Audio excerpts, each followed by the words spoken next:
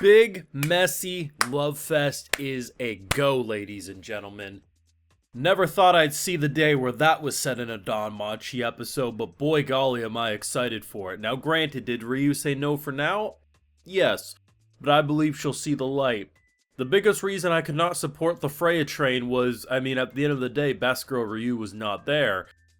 And Freya, she offers Belle. I don't share normally, but I have a little favoritism for you, so you can join in and we can have a big messy love fest. And I'm like, yup.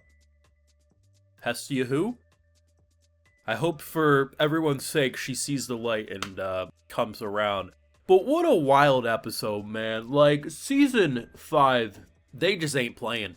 They are doing something so emotionally abusive. Like, there's no other way to put it. My boy is going through the ringer. And just the gaslighting arc is just phenomenally well done. But, listen, I think most of us can admit, yes, if Freya was some fat old man, would we be saying a lot of different things? Of course we would.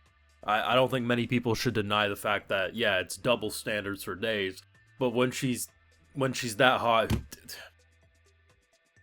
praise Freya, I suppose. I got those full live reactions though over on Patreon. If you want to see my full and thought to this DanMachi greatness, you know it's over there exclusively.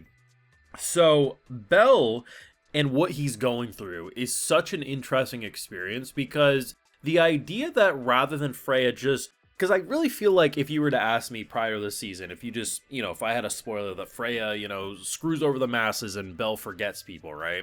I'd be like, oh, it's probably going to be like a rule through an iron fist type dynamic. But it's the way that she nurtures, because she genuinely loves Belle. Whatever you think, she's toxic as hell, and manipulative as hell, and abusive as hell. But at the end of the day, she does genuinely love the guy. And it's twisted as shit, but it's how she genuinely feels.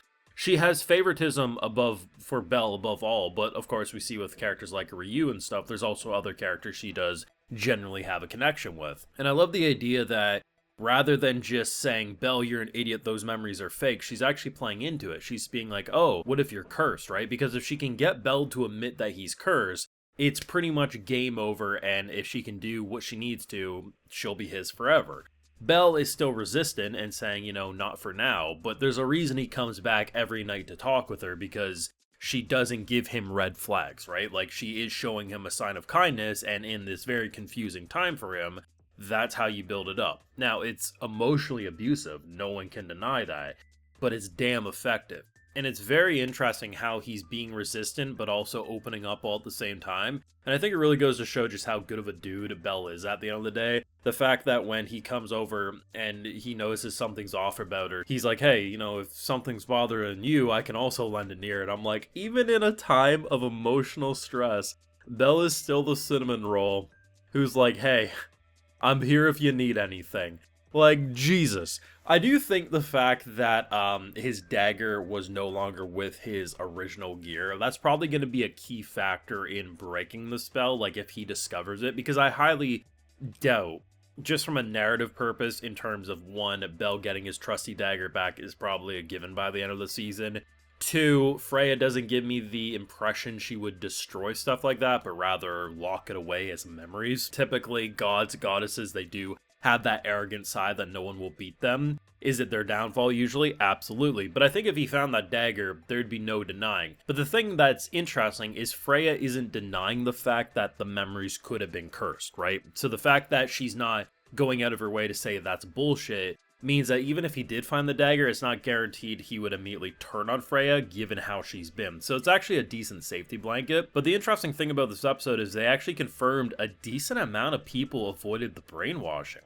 So Ryu getting saved was a bit of a surprise there. And just over the course of it, the inn where the people work, Mamma Mia and this girl also remember what happened with Seer and everything. And it's actually interesting because you don't expect it. But it's one of those things where it's like, okay, a big reason that it was really interesting and frightening was that it was really just Hestia and maybe one other person who might have avoided the brainwashing. At face value, and if you would have told me before this episode more and more people would have been revealed to have their memories, I probably would have been a little skeptical. Not a hater on it, but just like, okay, a big reason this is so frightening is because barely any people remember. But it's so interesting seeing so many people now actually know of the original memories, but can't really do anything with it. Like, there's no...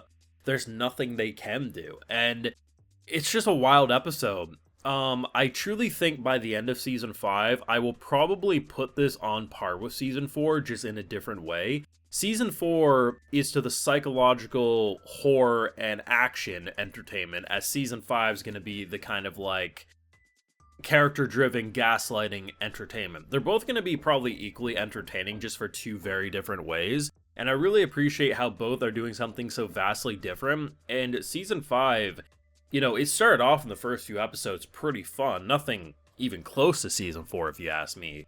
But I love the fact that rather than just, okay, the goddess did some horrible thing and within 3 episodes we resolve it. No, this whole damn season is just the gaslighting arc. And honestly, I don't know what they do. I highly doubt Freya's gonna die. If they did, I would be shocked and I'd be okay with it if that's how they wrote it. I just figure there'll be some god shenanigans where she's imprisoned or punished or something like that. That's typically how I would see this go. But either way, Messy Love Fest is a go if Belle would just say yes. Because here's the thing. Would Ryu say yes? No. But if Belle said, actually, I'm kind of into that, there's actually a slim possibility Ryu might as well. And if that happens, we are set. Hestia who is what we would all be saying collectively. But, you know, I'm going to say something that might ruffle some people's feathers, but you have to understand, best doesn't always equal, like, the person you want to be friends with, or the person you think is, you know, the goodest of the people in the show, right? But Freya is probably the best character at this point, because rather than it just being a reveal that turns a character interesting for the season, the Freya reveal, when you go back to season 1, it's that progression and how it snuck by you this whole time. And seeing what they're doing for the payoff, which really this is what it is. Season 5 is the payoff for 4 seasons that came before. Even if she wasn't always, you know, this whole seer stuff wasn't always in our phase, is the fact that it was building up this whole time. Freya's probably the best character in DanMachi at this point. Do I still have my favorite? Yeah, Ryu. That's my favorite character. I really like Belle as well. But in terms of written, I think Freya's it. I think Freya is absolutely it. And to see the way she rules her people with an iron fist, but also so much doubt and skepticism. Like, look at the final shot in this episode. Our boy's, he's got a death flag over his head, and I don't know why. Everyone is just so skeptical, and it ain't looking good, but damn, for entertainment, is it fantastic. I doubt they'll top Freya's to Ryu's Messy Love Fest dialogue anytime soon, but boy golly do I hope they do. Thoughts down below. Be sure to leave a like if you enjoyed, subscribe if you're new around here, of course ring that bell, and like I mentioned, full live reactions over on Patreon, and hey, while you're over there, I'll also give you a video shout out. So today we got the Myth, Armana, Kev, Joanne, Lady Killdragon, Matthew Pizarro, Kaku. We also have Lasers. I appreciate the support, everyone. Please take care. You all have a good one.